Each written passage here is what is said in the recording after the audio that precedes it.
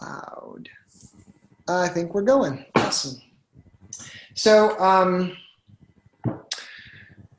I would love to have some updates about what you all are doing. I thought I'd start with some spiritual grounding, and if we're still in that space as we've been, especially around relationship building, is my memory of what we've talked about the last few times, of the work that you all are trying to do right now is just gather people, tell stories, build relationship.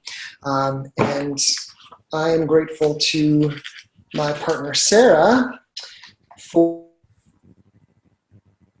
as I talked about that and as I was thinking about what could I bring with spiritual grounding, she had this book. Here we go. Henry, well, it's backwards, isn't it? It's good. It's good. You can see it's not back. It's backwards to me. Henri Nouwen, Life of the Beloved, right? And there's a section in here that talked about blessings and blessings in relationship that we both were pretty touched by. So I wanted to start. So this is, again, Life of the Beloved by Henri Nouwen. I am increasingly aware of how much we fearful, anxious, insecure human beings are in need of a blessing. Children need to be blessed by their parents, and parents by their children. We all need each other's blessings. Masters and disciples, rabbis and students, bishops and priests, doctors and patients. Let me first tell you what I mean by the word blessing. In Latin, to bless is benedicere, I think that's how you say it. The word benediction that is used in many churches means literally speaking, dicto, well, bene, or saying good things of someone. That speaks to me. I need to hear good things said of me, and I know how much you have the same need. Nowadays, we often say we have to affirm each other. Without affirmation, it is hard to live well. To give someone a blessing is the most significant affirmation we can offer. It is more than a word of praise or appreciation. It is more than pointing out someone's talents or good deeds. It is more than putting someone in the light. To give a blessing is to affirm, to say yes to a person's belovedness. And more than that, to give a blessing creates the reality of which it speaks. There is a lot of mutual admiration in this world, just as there is a lot of mutual condemnation. A blessing goes beyond the distinction between admiration or condemnation, between virtues and vices, between good deeds and evil deeds. A blessing touches the original goodness of the other and calls forth his or her belovedness. Not long ago in my community, I had a very personal experience of the power of a real blessing. Shortly before I started a prayer service in one of our houses, Janet, a handicapped member of our community, said to me, "Henry, can you give me a blessing?" I responded in a somewhat automatic way by tracing with my thumb the sign of the cross on her forehead. Instead of being grateful, however, she protested vehemently, "No, that doesn't work. I want a real blessing."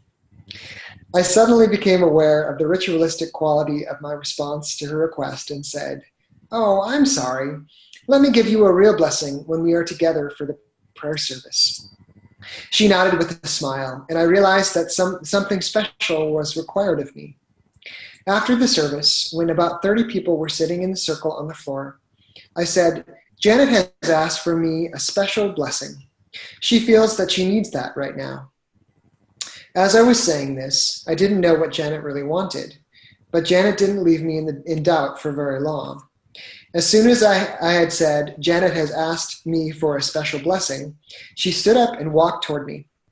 I was wearing a long white robe with ample sleeves covering my hands as well as my arms. Spontaneously, Janet put her arms around me and put her head against my chest. Without thinking, I covered her with my sleeves so that she almost vanished in the folds of my robe. As we held each other, I said, "Janet, I want you to know that you are God's beloved daughter. You are precious in God's eyes. Your beautiful smile, your kindness to the people in your house, and all the good things you do show us what a beautiful human being you are. I know you feel a little low these days and that there is some sadness in your heart, but I want you to remember who you are, a very special person, deeply loved by God and all the people who are here with you." As I said these words, Janet raised her head and looked at me, and her broad smile showed that she had really heard and received the blessing. When she returned to her place, Jane, another handicapped woman, raised her hand and said, "I want a blessing too." She stood up and before I knew it, had put her face against my chest. After I had spoken words of blessings to her, many more of the handicapped people followed, expressing the same desire to be blessed.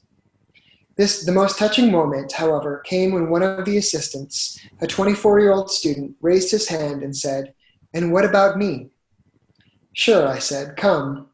He came, and as we stood before each other, I put my arms around him and said, "John, it is so good that you are here.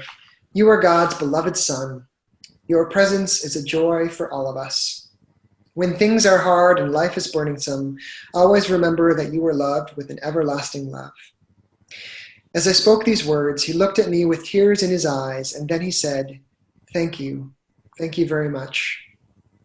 That evening, I recognized the importance of blessing and being blessed and reclaimed it as a true sign of the beloved. The blessings that we give to each other are expressions of the blessing that rests on us from eternity. It is the deepest affirmation of our true self. It is not enough to be chosen. We also need an ongoing blessing that allows us to hear in an ever new way that we belong to a loving God who will never leave us alone, but will remind us always that we are guided by love on every step of our lives.